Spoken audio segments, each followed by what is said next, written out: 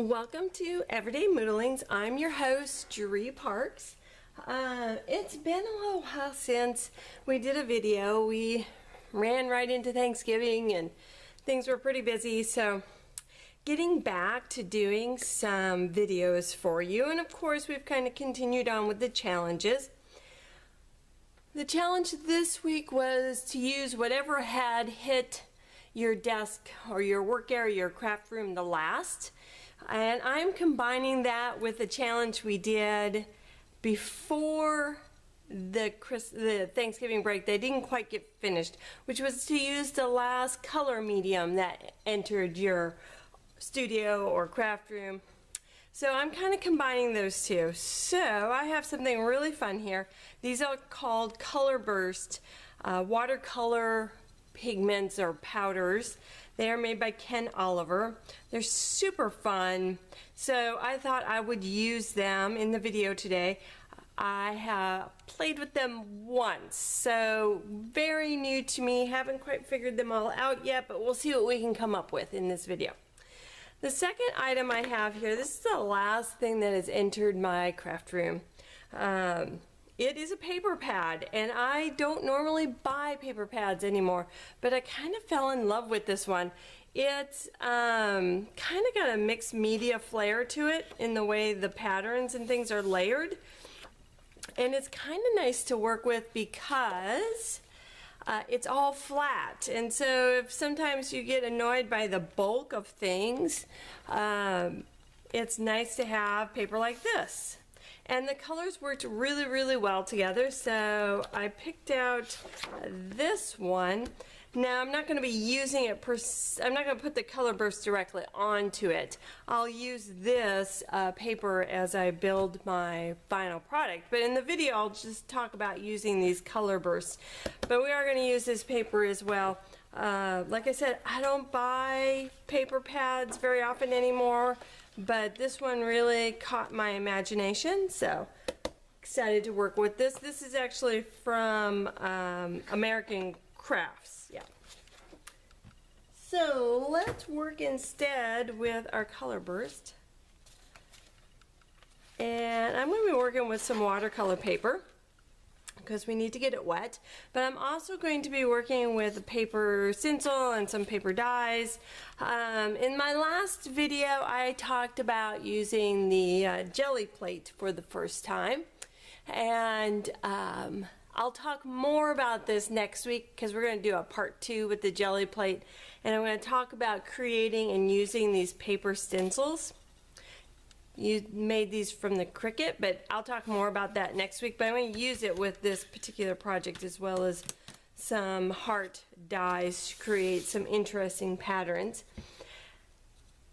And because I'm using turquoise paper, I'm not going to use the turquoise. I think I'll use the orange, the purple, and this chartreuse, which is kind of a yellowy green. So I'm going to hold off. I'm going to use the purple or the orchid a little bit later. And we're going to start off with just a base page here of the other two colors. And because we're going to get things really wet, I'm going to protect the pages behind this a little bit. Now you can apply this one of two ways. It is a very, very fine powder. I can put it down and spray it with water, or I can spray the water on the paper and then put the color down. So two different ways to kind of work with it. So we're going to put some water on here. You want to be pretty liberal with your, and you can see I got color on here already activated by that water. That's cool. The more puddles you have, the more this pigment will burst. So we can put it on here. And you don't need much to kind of get it working. You can already see it starting to bloom. And we'll add more water to kind of get it to move around a little bit.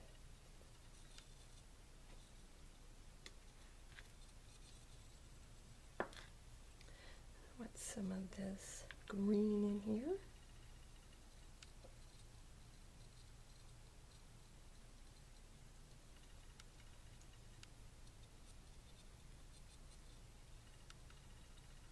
You can see there's blue undertones with this green, this chartreuse. It's really pretty.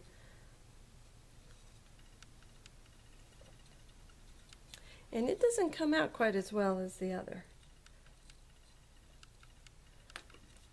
So now we're going to spray it with some more water, get this stuff to kind of move around a little. You can see it's really going to start to bloom, and I can pick it up, get those colors to move. Always, anytime you're working with a wet medium like this, it wants to go where the water is. So if you get a hard line like this and you want it to move some more, just spritz the water a little bit right there to get it, kind of get it to move on for you, because it's gonna want to go where things are wet.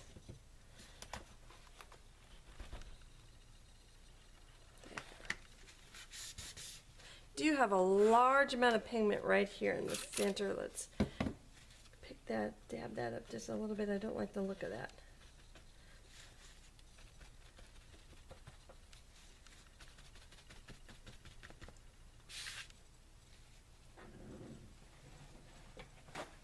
Now I'm just gonna go ahead and I'm gonna leave it wet. That's part of why we're using the paper stencil.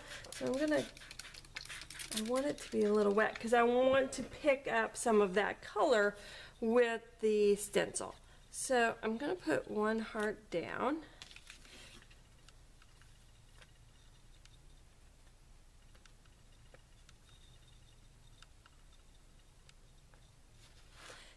Now I'm going to go ahead and come back with that purple just to add in a little bit of extra color on top of everything else. So I'm using this now both as a mask and a stencil.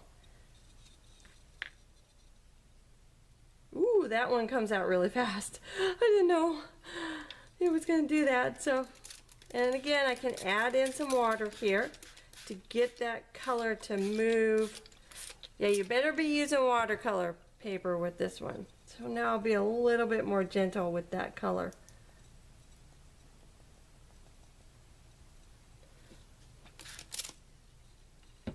And you better be using one that's high enough quality that it's going to withstand this. Now I've gotten it pretty wet. So now I'm going to come back with a second piece of watercolor paper. And we're going to take up all of that water, really smush it down. You can use a brayer too, but mine's on the other side of the desk, so we'll do it this way. Pull this up. First of all, the stencil is beautiful. We're going to talk about that more in a moment. Now, while I want to see kind of a little bit of that stenciled image in here. So let's go ahead and daub up any excess water. It's pretty light right now. You can see a little bit of it there. But as time goes by, and it dries more. Now I can't really see that heart very well. So I'm going to lay that back down. And once it's dried, I'm going to go ahead and outline that, so that it is more cohesive. But you can see bits and pieces of that stencil in here. It gave it a really interesting design and texture. So now I gotta let it dry. But this piece over here is super fun to me. Now this stencil is just regular cardstock that I ran through my Cricut. So I don't really I want to let it dry, or I can speed that up obviously with my heat gun. So we're going to dry this real quick and then pull it up so you can see. Okay, I'm really going to have to let that sit and dry for a little bit. Cardstock is very absorbent, and so it's really going to soak up that water. I'm afraid if I pull it up right now, I'm just going to rip it.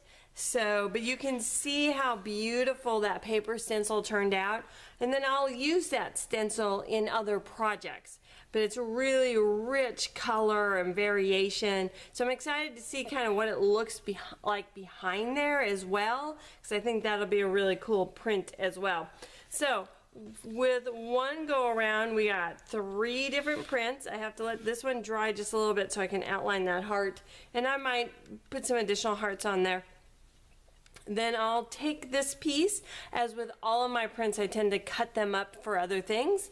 So I'll take this and maybe this and my turquoise paper and create a finished project, which I will post on the blog. So if you're watching this on YouTube, there'll be a link for the blog so you can see more information about the supplies that I used.